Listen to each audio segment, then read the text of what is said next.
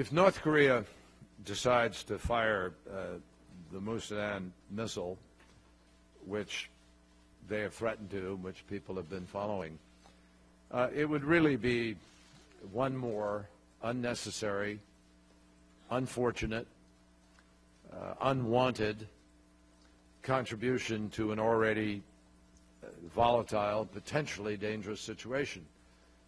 And so it would indicate really who is being provocative with an exclamation point yet again.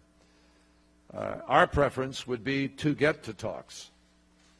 Our preference would be to, through the six-party or through bilateral means, get to a place where we are talking about the real future, which is the future of denuclearizing and ultimately, hopefully, depending on the choices that President Park and the Republic of Korea make, ultimately the reunification of the peninsula as a peaceful, non-nuclear entity.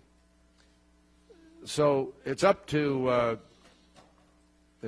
Kim Jong-un what he decides to do. It's not going to change our current position, which is very, very clear. We will defend our allies.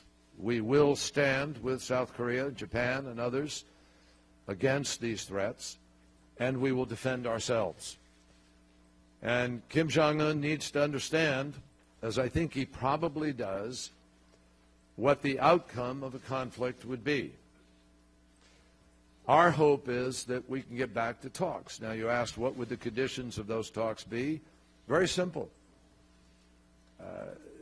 They simply have to be prepared to live up to the international obligations and standards which they have accepted and make it clear they will move to denuclearization as part of the talks, and those talks could begin. But they have to be really serious. No one is going to talk for the sake of talking, and no one is going to continue to play this round-robin game that gets repeated every few years, which is both unnecessary and dangerous. I will be taking some of the comments from President Park that we had in our conversation with me to China tomorrow, and I will obviously raise this issue and these considerations with the Chinese leaders. And I think it's clear to everybody in the world that no country in the world has as close a relationship or as significant an impact on the DPRK than China. China has an enormous ability to help make a difference here.